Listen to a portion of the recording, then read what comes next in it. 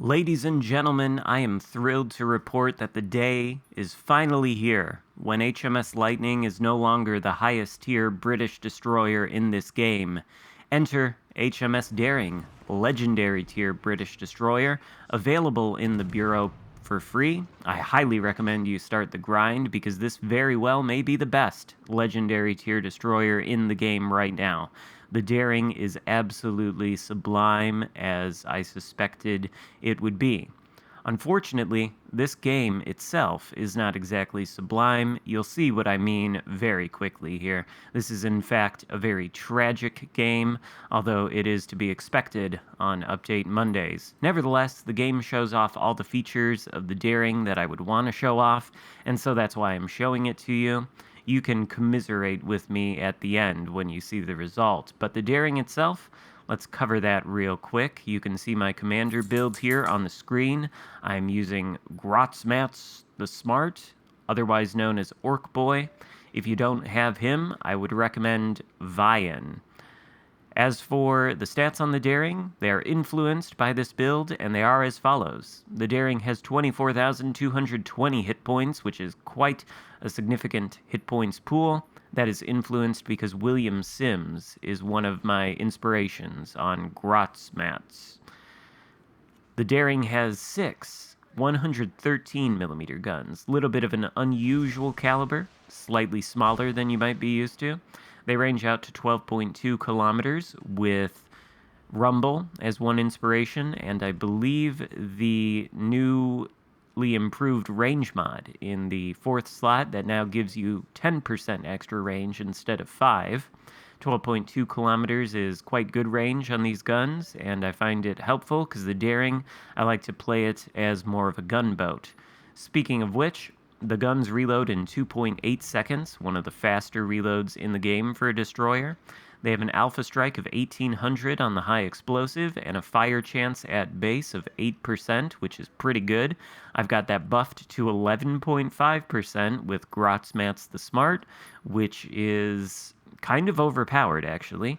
That skill maybe needs to be looked at on Xarkun that increases the fire chance so significantly. And then the AP Alpha, 2100. The AP has improved penetration angles because it's British, and it is fantastic. It chunks everything, including destroyers. I think the small caliber actually allows the AP shells to arm a little bit more easily on destroyers, so you could use either the HE or the AP against enemy DDs, and you can certainly use the AP against anything broadside, battleships, cruisers. You just can't, of course, penetrate their Citadel belt armor. Torpedoes, Daring has 10 of them. They reload in 125 seconds. They have an alpha strike of 16,767, a range of 10 km, and a speed of 62 knots. They are excellent, and they can also be launched in single file because they are, of course, British. That's going to come into play here soon. Maneuverability on Daring, 36 knot top speed, rather pedestrian, but a very good 630 meter turning circle and a rudder shift of 3.7 seconds. Also, when you're turning in the Daring, you don't actually lose speed, you gain it, and you lose speed coming out of the turn. The maneuverability on this thing is god tier. Concealment, 5.5 km by sea, and that is highly usable. Plus, of course, the Daring has the requisite British sonar and British smokes. You can see we're using the British sonar as we enter this alpha cap, which we know is occupied by a Shimakaze.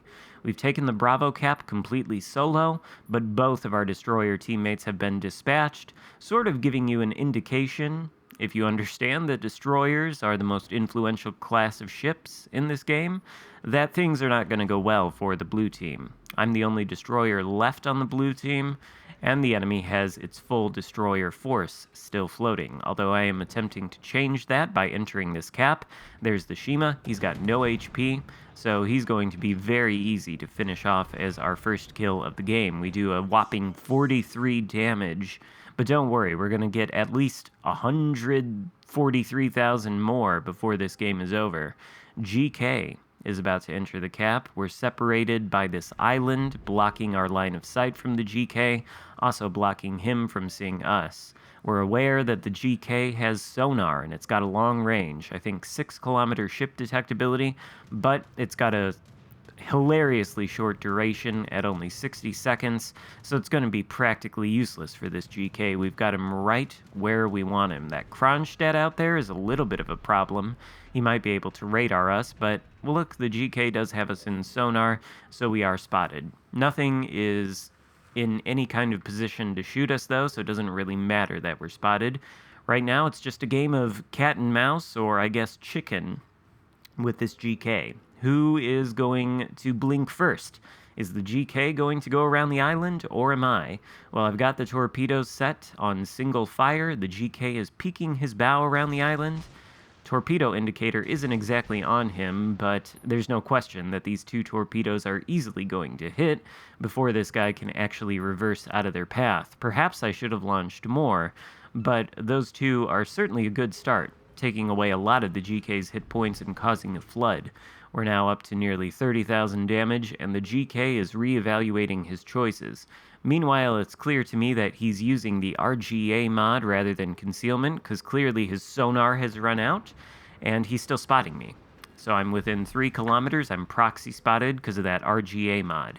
Trying to put more than 3 kilometers between myself and the GK before I go dark, but the GK makes this moment his choice to push out for some reason. A little bit inadvisable. Perhaps he thought there were only 2 torpedoes on the Daring, but there are actually 10. So we've got 8 more in store for him, launched along his path as we sail further into the cap to keep the island between ourselves and the GK. We've lost exactly 0 hit points in this exchange, and the GK, which I believe entered this cap at full health, now has no health. Well, maybe he didn't enter the cap at full health. We only did 88,000 damage to him, and the GK has almost 100,000 hit points, so mostly full health. In any case, there you can see the usefulness of the single-fire British torpedoes. Absolutely excellent to have on this ship. And the cap is free, so we'll be able to take it. The unfortunate part is that the rest of our team was unable to survive in the interim.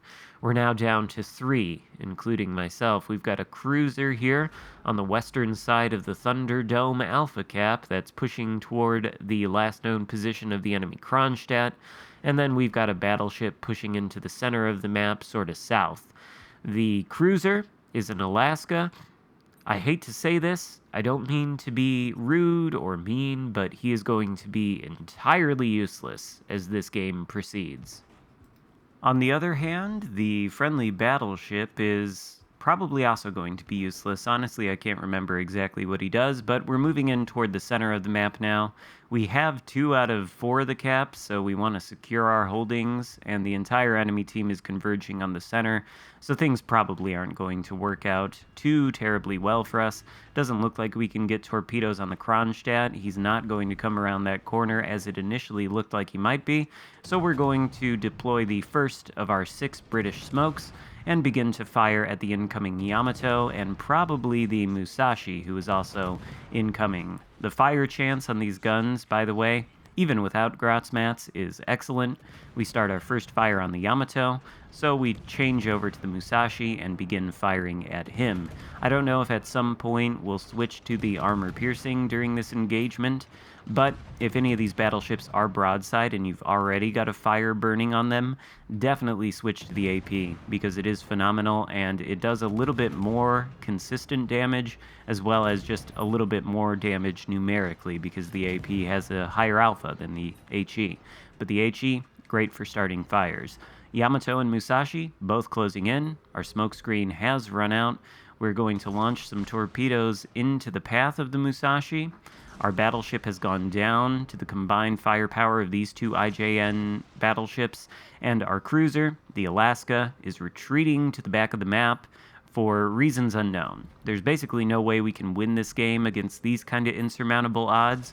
There are, after all, 6 enemy ships left floating, so why the Alaska is running away, I don't know. He could at least try to help me, maybe get some damage onto these battleships, and maybe we would have a chance then. But then, that is when one of the enemy cruisers pops the radar. I am spotted in front of almost literally the entire rest of the enemy team, and they instantly open fire. But I'm able to dodge a good deal of it thanks to the Daring's excellent maneuverability, and you can kind of get a taste of the efficacy of the Daring's guns against other destroyers. It is a fearsome gunboat. You definitely don't want to pick a fight with it if you're in any kind of more inferior gunboat. Things like Gearing, I'm sure, can go toe-to-toe, but Shimakaze, those kind of things, the Daring would rip them apart. Could also probably give the likes of Kleber, even Gearing, or the rest of the gunboats, honestly, a run for their money. Damage-wise, we're closing in on 130,000 now after hitting a torpedo on the Musashi's bow and maybe causing a flood, or that could be a fire. In any case, the ship has used its damage control. There's the Buffalo and the Wooster, bunch of radar cruisers. There's no point in trying to stay quiet here. We're just going to open fire and see how long we can survive, honestly. 4 minutes left to go in the game. We want to farm some damage before we go down to pad our score just a little bit and look good on the leaderboard, because that's all that we can do. We're switching to the AP against the Wooster.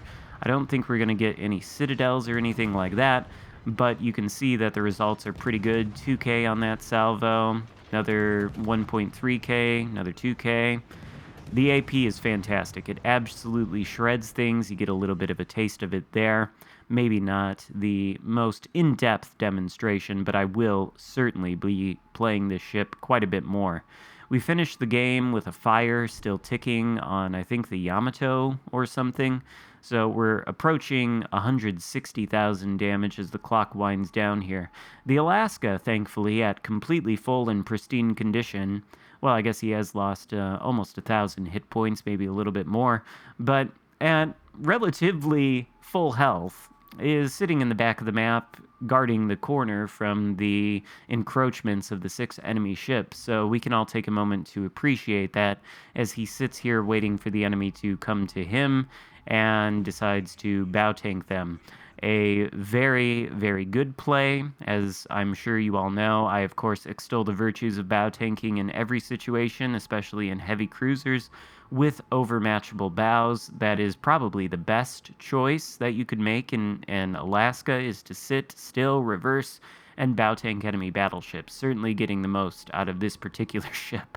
Sorry if it sounds like I'm picking on this guy. I'm really not. The entirety of the team was not great in this game, so you can't really blame this guy for being the last guy left alive and just trying to pad his numbers a little bit and keep himself floating for as long as possible. Although, to be fair, bow tanking is not going to do that. You can see one of my teammates was a fellow CC, the Hive Hound in the Hayate. We'll be covering that ship very soon here on the channel within the next coming days. I just need to get a little bit better of a game to showcase, but I do like that ship. The Daring, I think, is fantastic. I would start this Bureau project right away if I were you. This is better than any of the other destroyers at Legendary tier right now, in my opinion, and it is fun to play. I hope you enjoyed the video. If so, give it a thumbs up. Consider subscribing if you haven't already, and I'll see you next time. Goodbye.